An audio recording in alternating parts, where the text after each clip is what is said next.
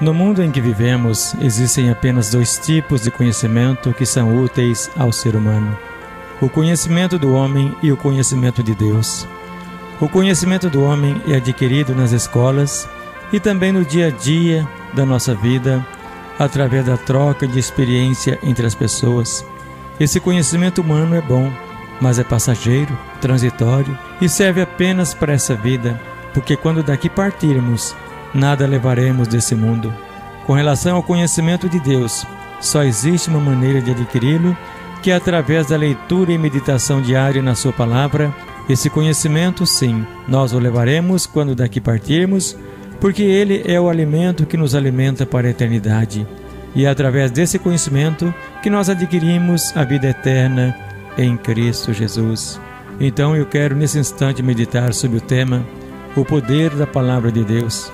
E o texto para a nossa meditação de hoje foi baseado no livro de Hebreus capítulo 4, versículo 12, e também no livro de Salmos capítulo 12 e versículo 6, e diz assim a palavra do Senhor: porque a palavra de Deus é viva e eficaz, e mais cortante do que qualquer espada de dois gumes, e penetra até o ponto de dividir alma e espírito, juntas e medulas, e é apta para discernir os pensamentos e os propósitos do coração.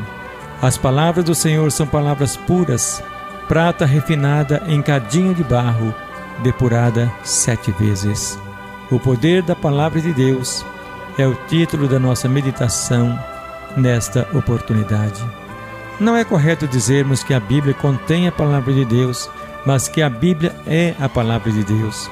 Palavra poderosa, que perdoa, que salva, porque nos faz ver as nossas falhas e pecados cometidos, leva-nos ao arrependimento e volta para Deus.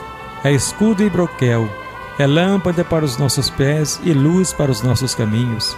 Deve habitar ricamente em cada coração, pois nos ensina o caminho para andarmos mais perto do Senhor Jesus, nos ensina o caminho para um viver feliz. E no Evangelho de João, Jesus associa as grandes bênçãos à observância aos seus mandamentos, quando ele diz: manifestei o teu nome aos homens que a mim confiastes, e eles receberam a tua palavra. Os cegos veem, os coxos andam, os surdos ouvem, e aos pobres é anunciado o reino de Deus. A palavra de Deus é a divina semente plantada em nossos corações e nos dá poder para não vivermos pecando. Na verdade, não mais estamos debaixo da lei, mas debaixo da graça redentora de Cristo. Mas isso não nos isenta de cumprir os mandamentos de Deus. Afinal, a diferença é que sob a lei, o homem teria que cumprir os mandamentos por suas próprias forças.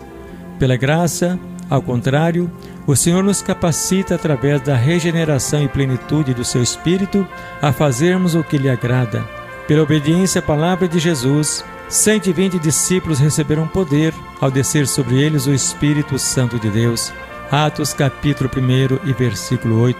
A ordem de Jesus foi clara quando ele disse: ficai em Jerusalém até que do alto sejais revestidos de poder. Aqueles que foram obedientes e ficaram firmes, aguardando o cumprimento da promessa, não se arrependeram, porque Deus, sendo fiel à sua palavra, os encheu do seu Espírito no dia de Pentecostes. Mas a grande maioria desobedeceu e perdeu a grande bênção. E assim nós vemos que se cumpre também a palavra de Deus que diz: muitos são chamados e poucos escolhidos. Daquelas mais de 500 pessoas que foram chamadas, apenas 120 se faziam presentes no momento em que Deus derramou sobre eles as suas bênçãos preciosas. Vemos nesse episódio a palavra de Deus operante, traçando metas, orientando e dando ordens. Quando o Senhor Jesus deu esse específico mandamento, estavam presentes mais de 500 irmãos. Entretanto, a maioria não atendeu à ordem do Senhor. E tanto isso é verdade, que no dia de Pentecostes, dia em que se cumpriu a promessa do Pai, apenas 120 irmãos se encontravam em Jerusalém. Mas a promessa foi cumprida, apesar da desobediência da maioria. A palavra de Deus é poder que penetra, prescruta, discerne e revela as intenções mais íntimas do coração humano. Foi poder para Pedro e João quando desafiaram as proibições das autoridades judaicas. Foi poder para continuarem trabalhando na obra do Senhor. Foi poder quando fizeram a seguinte oração: Agora, Senhor, olha para as suas ameaças, concede aos seus servos que anunciem com toda intrepidez a tua palavra. Atos capítulo 4 e versículo 29. E foi poder para Estevão confundir os sábios de Jerusalém e para enfrentar o sinédrio que o condenava à morte pelo crime de pregar o Evangelho de Cristo. E ainda hoje é poder contra as ciladas do diabo, contra esse mundo vil, contra o pecado e contra aquele que se constituiu inimigo de Deus. A palavra de Deus alimenta e capacita, ela é o alimento do Espírito. Os apóstolos se alimentavam dos ensinos de Jesus, da genuína palavra de Deus. Não se alimentavam de meras emoções, nem de gritos vazios, nem de barulho ensurdecedor, nem de ruidosas salvas de palmas, mas da palavra do Senhor. Atos capítulo 2 e versículos 42 a 47. Alimentavam-se da comunhão com o Pai, com o Filho Jesus Cristo e com os irmãos. Alimentavam-se das orações e no temor do Senhor contemplavam prodígios, sinais e maravilhas, viviam sempre unidos, tinham tudo em comum, tomavam as refeições com alegria e singeleza de coração, louvavam a Deus e cresciam em número. Atos capítulo 2, versículo 46 e 9, versículo 31. O sermão do apóstolo Pedro, por exemplo, é prova desse poder, quando cerca de 3.000 pessoas se renderam aos pés do Senhor. Jesus Cristo disse: Ide por todo o mundo e pregai o meu evangelho a toda criatura.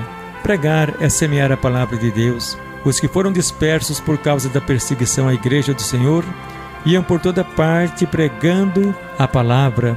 Pregar equivale a semear, e os discípulos iam por toda parte semeando a palavra de Deus e não de homem. E além dos discípulos, quem mais a semeava? Um exército de homens e mulheres, provavelmente milhares, eram os dispersos da igreja em Jerusalém. Falavam do que tinham visto e ouvido e experimentavam o poder e a graça de Jesus Cristo em seus corações. Passará o céu e a terra, porém as minhas palavras não hão de passar, porque é poder de Deus para a salvação de todo aquele que crê. Ela é poderosa e permanente. Foi instrumento de Deus para salvar o eunuco da Etiópia na pregação simples de Filipe. E a palavra de Deus prevaleceu sobre a idólatra Éfeso, sobre as trevas do próprio inferno. Atos capítulo 19, versículos 10 e 20.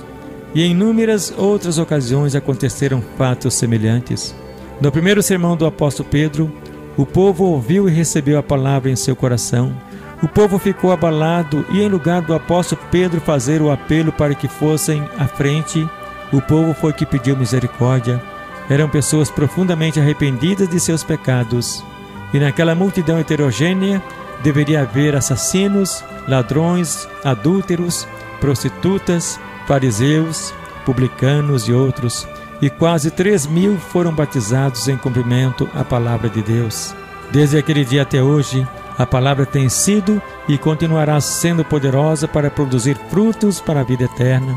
Levemos, portanto, como bons semeadores, a semente da palavra, com sol, com chuva, sorrindo ou chorando, e ela será vitoriosa para a glória do Senhor Jesus e para a salvação de todo aquele que crê.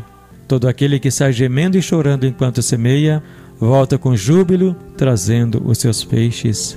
E que Deus o abençoe.